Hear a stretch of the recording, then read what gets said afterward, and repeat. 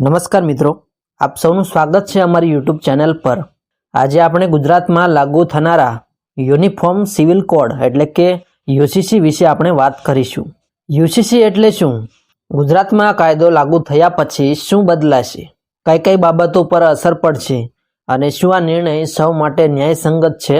આ વિડીયો અંત સુધી જોજો, સંપૂર્ણ વિગત સમજી શકશું। યુસીસી એટલે શું?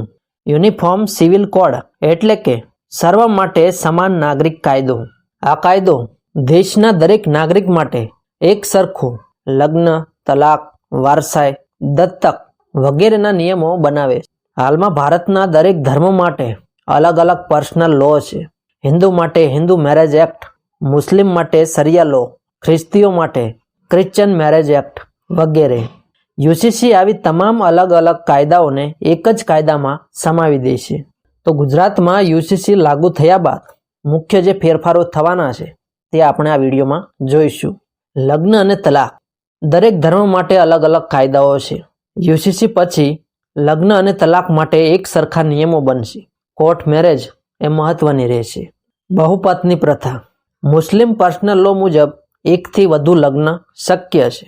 તો યુસીસી પછી બધા ધર્મો માટે એક જ નિયમ, એક વ્યક્તિ એક જ જીવનસાથી એટલે કે એક પતિ અને એક જ પત્ની એવો નિયમ બનાવવામાં આવશે। ત્યારબાદ છે વારસાઈ અને સંપત્તિ હક।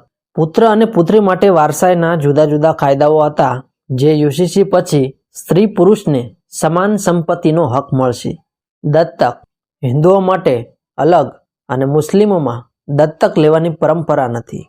યુસીસી પછી દરેક માટે એ સમાન દત્તક નીતિ ઘડવામાં આવશે। લિવ ઇન અને પતિ પત્નીના અધિકાર, કેટલાક રાજ્યોમાં લિવ ઇન સંબંધોને માન્યતા છે, પણ કાયદા સ્પષ્ટ નથી। યુસીસી પછી લિવ ઇન સંબંધો માટે સ્પષ્ટ કાયદાઓ બનશે, એટલે લિવ ઇનમાં રહેવા માટે પણ તમારે નોંધણી કરવી આવશ્યક છે। ગુજરાતમાં યુસીસી લાગુ થયા પાછળનું કારણ, ગુજરાતે હંમેશા નવી નીતિઓ માટે પહેલ કરી છે। યુસીસી લાગુ થવાના મુખ્ય કારણો, સમાજમાં સમાનતા અને ન્યાય, એક ધર્મ અને બીજા ધર્મ વચ્ચે કાયદાકીય તફાવત દૂર કરવા, કાયદાની જટિલતા ઘટાડી ન્યાય પ્રણાલી સરળ બનાવવા, મહિલા અધિકારોને સુરક્ષિત કરવા। ગુજરાત માટે આ નિર્ણય કેટલો મહત્વનો છે? 2024માં ગુજરાત સરકારે સમિતિ રચી હતી જે યુસીસી પર કામ કરી રહી છે। આ નિર્ણય દેશના માટે ઐતિહાસિક બની શકે છે। તમને શું લાગે છે, યુસીસી ગુજરાતમાં લાગુ થવું જોઈએ? આ વિડીયો ગમ્યો હોય તો વિડીયોને લાઇક અને શેર જરૂર કરજો, અને આવા જ વિડીયો જોવા માટે ચેનલને સબસ્ક્રાઇબ કરો। ધન્યવાદ।